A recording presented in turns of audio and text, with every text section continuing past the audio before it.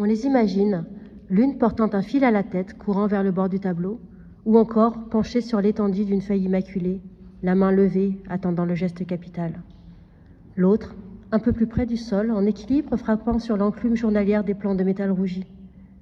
L'exposition est construite comme un accord partagé, installé dans l'antre du lieu de culture, éclairé par la proximité des reflets marins. L'endroit rêve, comme un entresol soudainement animé. Il ouvre sa mémoire au firmament de pâles étoiles et diffuse une singulière sonorité. Serait-ce la mélodie des choses, évoquée par Rainer Maria Rilke? Pour Sandra Ankawa, la peinture est une odyssée sans fin. Elle scrute l'effervescence du support, l'eau claire qui distribue les signes, mais aussi la fusion du pigment qui se délie dans les vagues tumultueuses de ses tracés.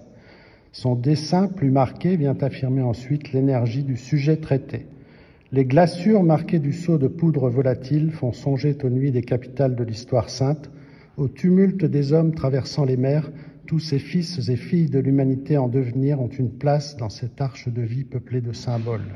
Sa palette, forte et sensible à la fois, est composée de carmin, de bleu cérulien, violet, changeant et autres blancs de lithopone. Pour Stéphane Dérault, sculpteur, c'est ici que le voyage s'entreprend entre matière et inclusion. Les techniques se croisent et évoquent en silence les mousses algueuses de la mer des Sargasses, le destin ironique d'anges solitaires, la corrosion des sujets immergés et la joie des révélations de la pesanteur. À ses pieds s'installent parfois des fleurs de styrène qui poussent sous les plaques chaudes. Plus haut, posées sur des plateaux maculés de fragments colorés, des figures mouvementées installent leurs voltiges insensés au sommet d'improbables structures.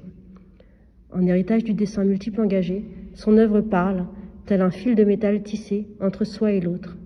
Le spectateur l'attend toujours sur l'autre rive, et l'heure des regards viendra le transporter vers d'autres territoires. Ces deux parcours créatifs enrichissent l'espace.